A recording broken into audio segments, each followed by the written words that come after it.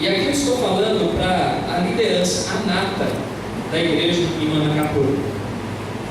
E eu quero dizer uma coisa assim, do fundo do coração, irmãos. Primeiro eu quero fazer uma pergunta para vocês. Vocês estão satisfeitos? Vocês estão contentes com o nível de comprometimento da igreja de vocês com Cristo? Com a missão de Cristo? Estão satisfeitos? Quantos aqui estão satisfeitos? Levantem a mão. Quantos aqui não estão satisfeitos? Opa, a maioria, aliás, 100% aqui. Primeira pergunta que eu fiz: quantos estão satisfeitos? Ninguém levantou a mão. Nós não estamos contentes, né? Porque a gente gostaria de ver uma igreja mais engajada, certo? Uma igreja mais comprometida, uma igreja mais envolvida. E aí a gente se pergunta: por que a igreja não está tão engajada, tão comprometida? Não é uma boa pergunta? Se o mais importante de tudo é nós formarmos discípulos, por que os nossos discípulos estão tão descomprometidos? E olha, fiquem tranquilos, porque esse foi um problema que Jesus também se deparou na época dele. Querem ver só? Mais um verso bíblico aqui. Meu tempo já está indo aqui. O pastor ali colocou aqui um relógio para controlar, mas eu já estou encerrando. Mas vejam só, Jesus se deparou com essa dificuldade. Lucas capítulo 10, o verso 2. Olha só. Jesus envia então os 12, os 70 de 2 em 2, e ele fez a seguinte advertência a estes homens: a seara é o quê? Lucas 10, verso 2. Jesus ele disse que a seara é o quê? Vejam que a seara que Jesus está se referindo não é uma colheita de trigo, sabe? Mas ele está falando sobre a colheita de almas. E Jesus diz assim: olha, a seara é grande, essa é uma garantia de Deus, há uma colheita farta, mas nós temos um problema, diz Jesus: os trabalhadores são poucos. Isso ele está falando para os 70. Jesus ele viu que a seara era tão grande que os 70 não dariam conta de fazer a colheita. E aí Jesus diz assim: olha, os trabalhadores são poucos, o que a gente tem que fazer? Rogai, pois, ao Senhor da seara que mande trabalhadores para a sua seara. Vocês percebem que Jesus também enfrentava o mesmo problema que a gente hoje? Nós temos uma colheita farta, mas a gente tem poucos trabalhadores. A gente tem pessoas que estão interessadas em estudar a Bíblia, mas a gente não tem pessoas capacitadas e dispostas a dar estudos bíblicos. A gente tem pessoas que estão sendo despertadas pela Novo Tempo, pela internet, pessoas que estão, Ellen White ela diz que alguns estão no limiar do reino eterno, esperando apenas para serem recolhidos, Ellen White fala.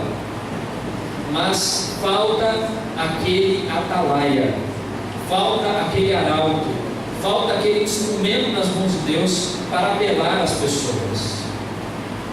Jesus tinha esse problema naquela época, com uma diferença: Jesus aqui só tinha 70.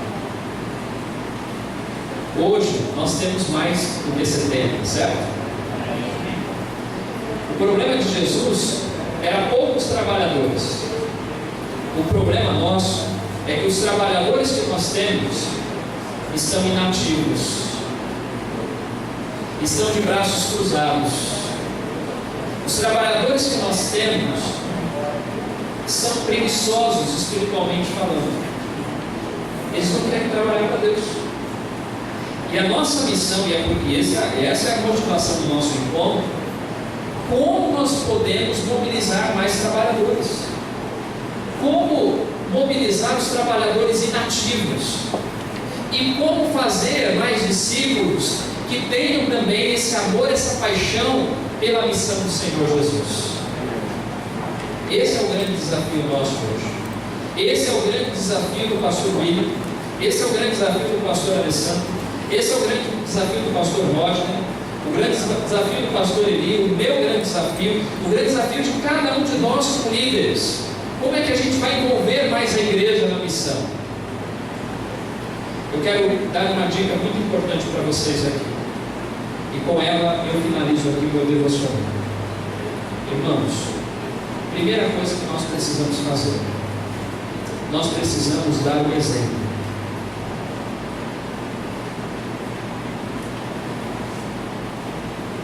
As nossas palavras podem motivar, mas o nosso exemplo arrasta as pessoas.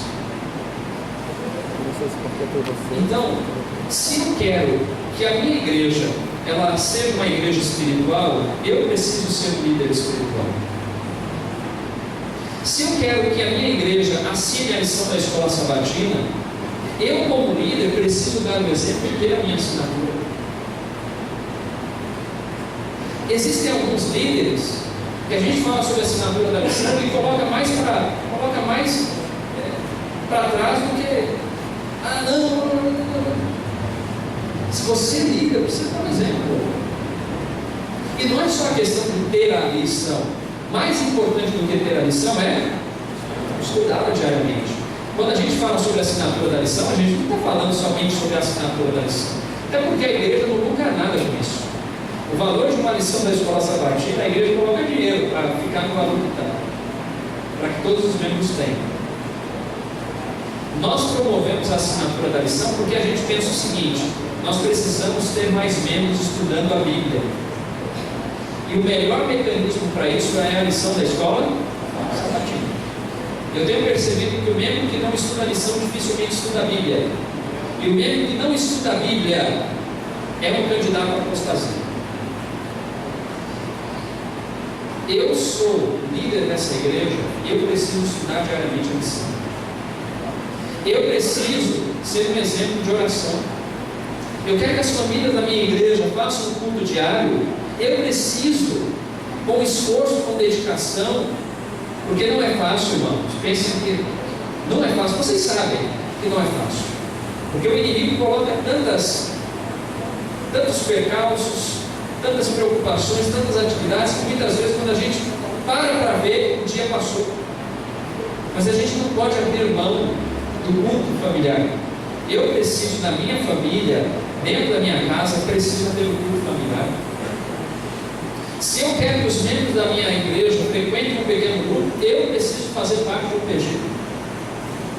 Se eu quero que os membros da minha igreja deem estudos bíblicos ou testemunho de Jesus, qual tem sido o meu exemplo nesse sentido? Eu estou trabalhando para conduzir alguém ou uma família para Jesus esse ano?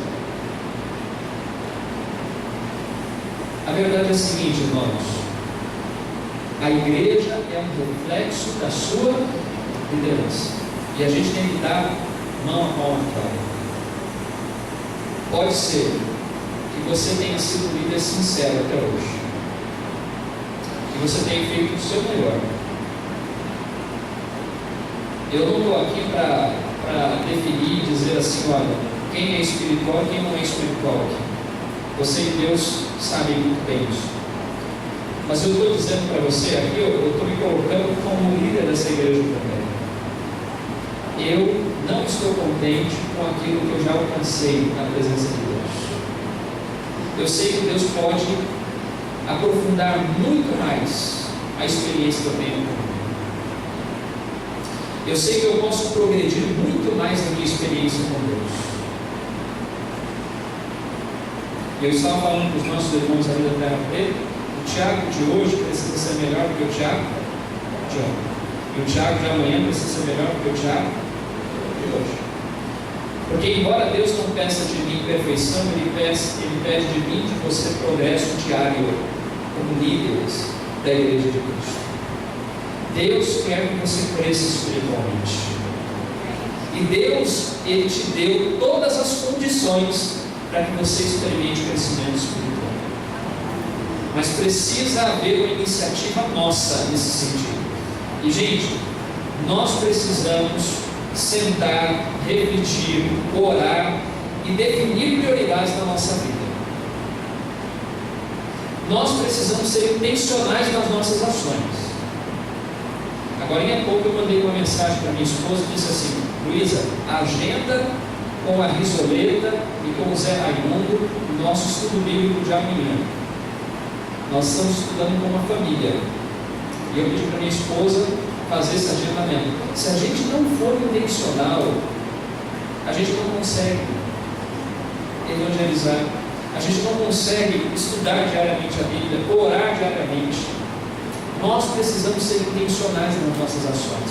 Eu gostaria de finalizar dizendo o seguinte: querido líder, antes de fazer uma análise da condição e do comprometimento espiritual e missionário da sua igreja, faça uma análise do seu compromisso espiritual e também do seu envolvimento com a missão. A gente tem que parar e refletir um pouquinho.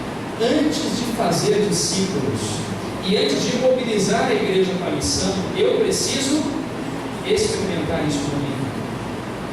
Quando eu provar isso na minha vida, aí, meus irmãos, as pessoas, elas perceberão nas minhas palavras a motivação, a convicção. A gente não vai conseguir ficar calado, a gente vai querer compartilhar, e aí a gente vai conseguir envolver outras pessoas nessa missão tão extraordinária de fazer discípulos para o reino do Senhor Jesus. Amém? Amém. Quantos aqui desejam, pela graça de Deus, se colocar nas mãos do Senhor e dizer assim: Senhor, mostra-me aquilo que preciso na minha vida melhorar, no que diz respeito à comunhão, relacionamento cristão.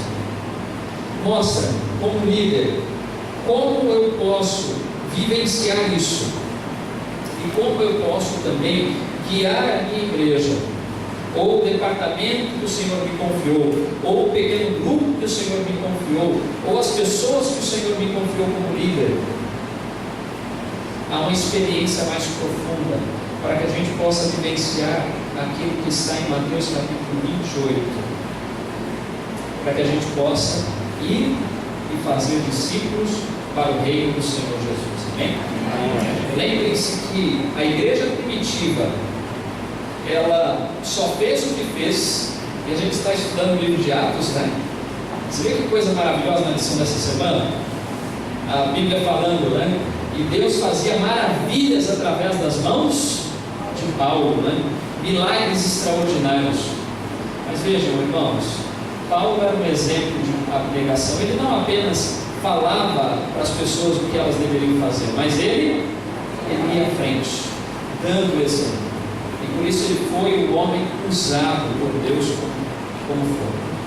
Que Deus possa usar poderosamente vocês aqui na igreja aqui de Manacapuru, para que a gente possa avançar na pregação do Evangelho. Amém? Amém. Quantos aqui desejam, pela graça de Deus, consagrar-se a Deus, renovar os seus votos de fidelidade ao Senhor, fazer esse autoexame e dizer assim: Senhor, eu me coloco à sua disposição, eu desejo ser aquilo que o Senhor pretende para mim, eu desejo realmente receber o teu Santo Espírito para ser usado poderosamente na pregação do teu Evangelho. Quem aqui tem esse desejo no seu coração, levanta a sua mão. Amém. Deus seja louvado. Vamos orar a Deus.